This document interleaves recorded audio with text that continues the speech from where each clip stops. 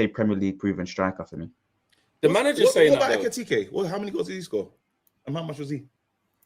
But we didn't. But that when his name was brought up, Ekitike, that was the pushback for him, wasn't it? It's too expensive, and you're not sure what you're going to get. What if it works with Liverpool? And we're going, oh my god! But we're not in that position. Liverpool are trying to get Isak as well. You got to think like, yeah, they're getting backup plans here so that they are guaranteed. No, but Liverpool really didn't know Isak was going to give him time. Do what he's done, though, right? Liverpool. You think they just planned for that today? You think they just planned to spend 120 million over the span of one weekend, and they weren't planning on this all summer? I think it's a market opportunity for Liverpool, so they've gone with it. But I'm saying that in terms of the Isak one, they wanted. No, he was always their number one target. Didn't they want to get? He was their guy, man. Money. That's not. I don't they believe both. it. No. But Isak was their number one prime. I agree. But then after, didn't they change? They said because they like Ekitike, so they went for him. Yeah. But they still realize that a player that has got potential. He's not a finished article at all. But they'd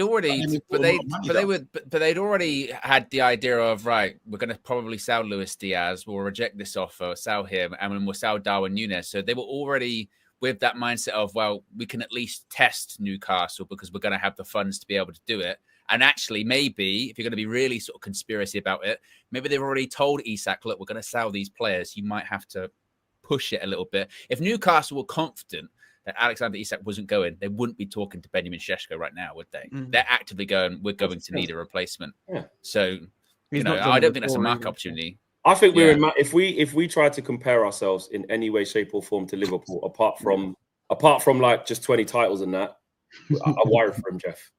Like we can't, like the way that they've built that squad with how the money that they've managed to spend, the net profit that they've spent, the net spend, that they've had, like. We're just we can't even be in the same sentence, bro. Like we're going to take a risk on this player. It would be a risk. Yeah. We're going to take a risk on Sesko.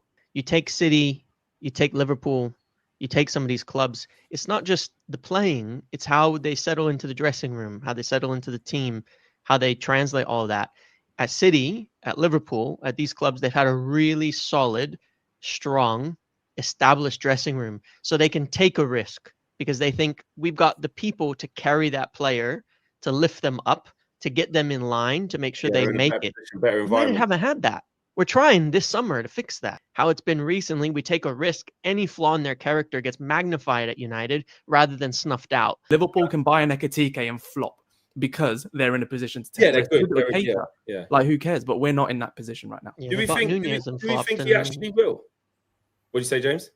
I said they bought Núñez and he flopped, and it doesn't matter. They still won the league, And they'll recoup a lot of money back for him as well. And also what Liverpool are very good at doing, like you say, Dev, is like the recruitment of like, look at all the hits they've had for like relatively low money. Mate, Kirkez was like, what, 40 million? Frimpong's like 35 million. Even Szoboszlai, Szoboszlai was what, 70 million? Yeah. But guess what? He's a Premier League champion now. Someone like McAllister was a bargain from Brighton. Weren't he like 34 million? 35.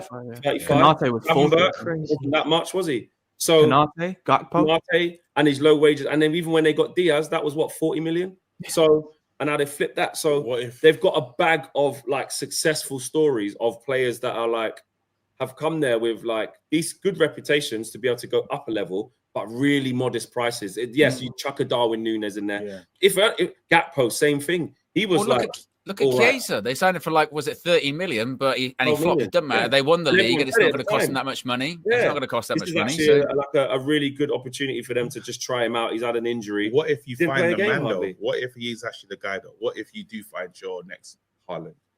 What if that's what you're bringing in? Because there is that thing. But in this environment now, it's hard to. But then you can't do that. Like you can't be afraid. We can't be afraid to stand still. We can't be afraid to say, "Hey, we're not going to take risks."